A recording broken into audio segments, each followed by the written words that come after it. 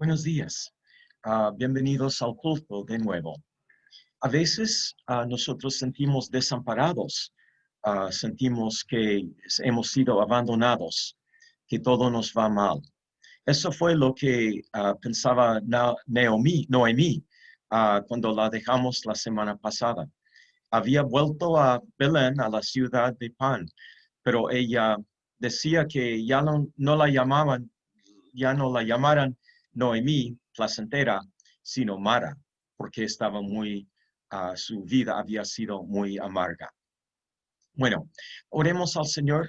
Padre, te damos gracias por tu palabra en el libro de Ruth y pedimos que nos ayudes a comprender algo que tú tienes para decirnos hoy día, en el nombre de Jesús. Esta mañana voy a enfocarme en algunos de los versículos de este pasaje y voy a compartir pantalla con ustedes. Un momentito.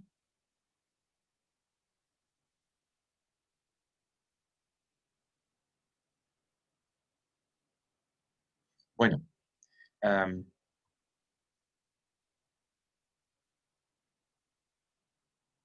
primero, como dije, la semana pasada, el primer capítulo termina con Noemí diciendo que ya no la llamaran Noemí, sino Mara, amarga, porque su vida estaba amarga. Y ahora al principio del capítulo 2 hay una nota de esperanza. Dice, Noemí tenía por parte de su marido un pariente que se llamaba Booz. Era un hombre muy rico de la familia de Elimelech. Esto va a ser muy importante en la medida que vamos explorando el libro, este pariente Booz.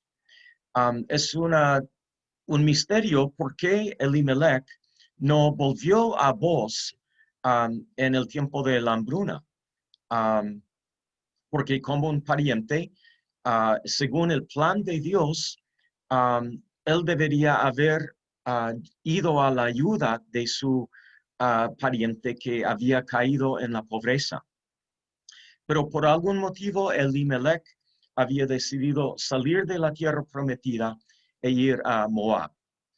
Claro, por supuesto, si no hubiera tomado esa decisión, nosotros no estaríamos leyendo este libro tampoco.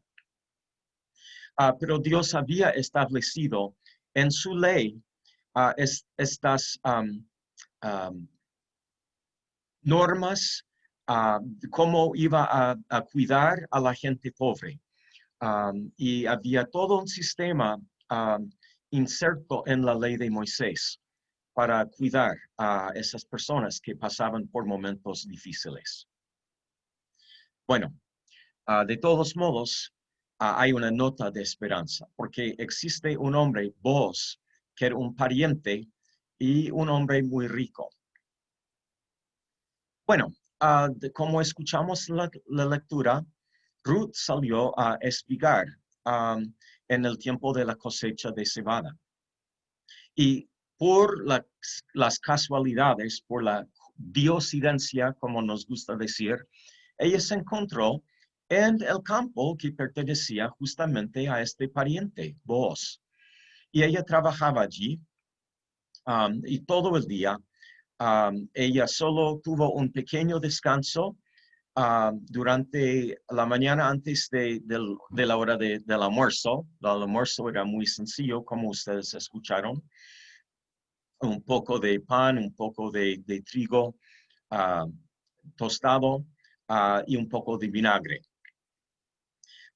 Pero llegó Booz y pregunta quién es esa persona que está espigando. No es que no había problema con eso, porque la ley de Moisés también ponía eso, que los pobres deberían poder espigar después de la cosecha, y eso sería su sustento. Los pobres no deberían simplemente recibir, tenían que trabajar, pero se tenía que abrirles esos caminos de trabajo como es el espigar después de la cosecha. Bueno, entonces, después de conversar con ella, Boaz le dice, ya sé todo lo que has hecho en favor de tu suegra después de que murió tu marido. Sé también que dejaste a tu padre y a tu madre y la tierra donde naciste para venir a un pueblo para ti desconocido. Que el Señor te recompense por lo que has hecho. Que el Señor, bajo cuyas alas has buscado refugio, te premie por esta acción tuya. Ahora, yo quiero decir que lo que vino primero es que ella buscó refugio bajo las alas de Dios. De alguna forma, ella había entendido que el Dios de su suegro, de su suegra, bueno, su suegro fallecido, y de su esposo y su cuñado, era el Dios verdadero. Y a él se le debía amor y obediencia y fe. Y ella, por fe, había dejado la casa de su padre, de su madre y su tierra natal para ir a la tierra prometida con su suegra, Noemí, aunque ella no sabía lo que esperaría allí, excepto que sabía que estaría bajo las alas del Dios de Israel. Y por eso ella había dejado todo atrás. Como nosotros, Jesús nos llama a cargar la cruz y seguirlo y dejar todo atrás y ponerle a Él en primer lugar. Él tiene que estar primero, antes de nuestras ambiciones, antes de nuestros sueños, antes de nuestro trabajo. Él tiene que ser primero ante todas las cosas. Y así, esto es un ejemplo como Ruth había puesto al Dios de Israel en primer lugar en su vida, dejando atrás su padre, su madre y su tierra natal.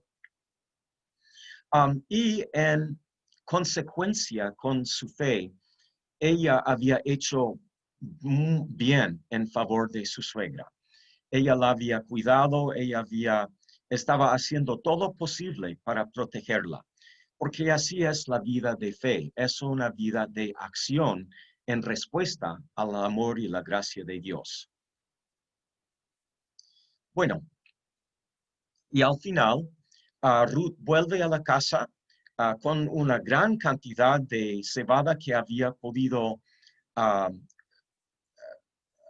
encontrar en el suelo después de la cosecha. Y su suegra está maravillada y dice, bendito sea él que te ha tratado con tanta bondad. Había alguien allí que estaba mostrando la misericordia de Dios. Estaba cumpliendo la ley de Dios para con los prójimos, para con los necesitados. Y eso alegró el corazón de Noemí.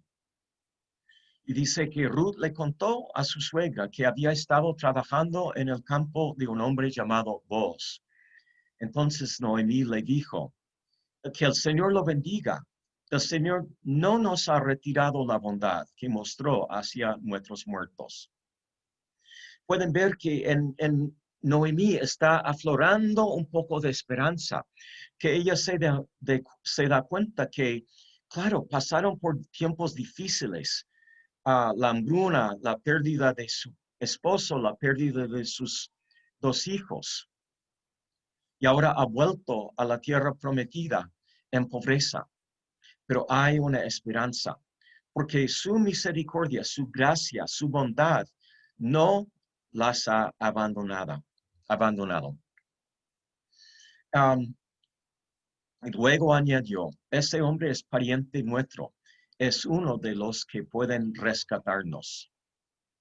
Es, como mencioné al principio, parte de la ley de Moisés, de que los parientes necesitaban rescatar o redimir a sus parientes. Por ejemplo, si alguien se incurría en una deuda y tenía que vender su terreno, un pariente cercano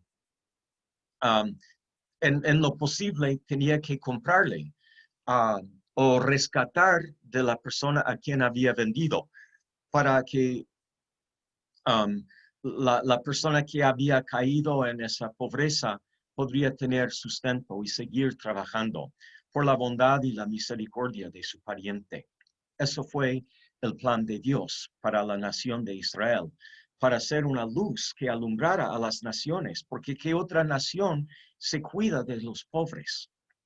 Pero el pueblo de Dios tenía que cuidar a los pobres. Y eso es algo que podemos ver en los países que han sido influenciados directa o indirectamente por el cristianismo, que ahora hay un cuidado de los pobres. Hasta en los países que han rechazado el cristianismo, ¿de dónde viene su cuidado de los pobres? Viene justamente de la ley de Moisés, la ley de Dios hacia su pueblo. Porque es evidente que la ley de Dios es la mejor forma de vivir. De todos modos,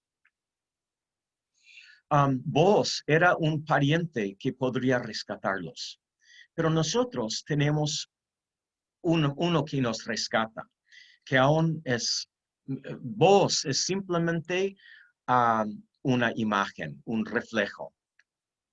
Nosotros quizás no estamos viviendo en la misma pobreza que Ruth y Noemí, pero sí el ser humano vive en la pobreza de la esclavitud al pecado, al diablo, a la carne y al mundo. Y pobre de nosotros.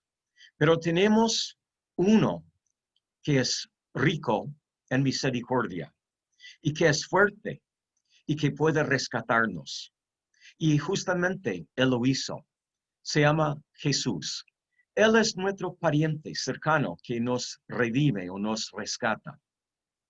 Y lo hizo a través de su muerte en la cruz y su resurrección gloriosa y su ascensión a la diestra del Padre, donde gobierna ahora, reinando sobre todo el universo. Tenemos Él como nuestro pariente cercano que nos toma bajo sus alas y nos cuida. Solo tenemos que acudir a Él, como Ruth había acudido al Dios de Israel cuando ella tomó la decisión de ir con su suegra de vuelta a la tierra prometida. Que el Señor nos ayude. Si hay alguien que está escuchando que nunca ha venido bajo las alas del Dios de Israel, por medio de Jesús, que lo haga hoy en día. Oremos al Señor. Padre, te damos gracias que como habías provisto vos como un pariente que podría rescatar a Noemí y a Ruth, tú también has provisto uno que puede rescatar a cualquier ser humano de su pobreza en la esclavitud del pecado, a la carne, al diablo y al mundo. Y nosotros pedimos, Señor, que nos des corazones verdaderamente agradecidos, que nos has rescatado y que obres en otras personas que todavía no han sido rescatados, que vayan a Dios con fe, dejando todo atrás, arrepintiéndose de su pecado y recibiendo esa misericordia y rescate que Dios tiene para sus vidas. En el nombre de Jesús. Amén.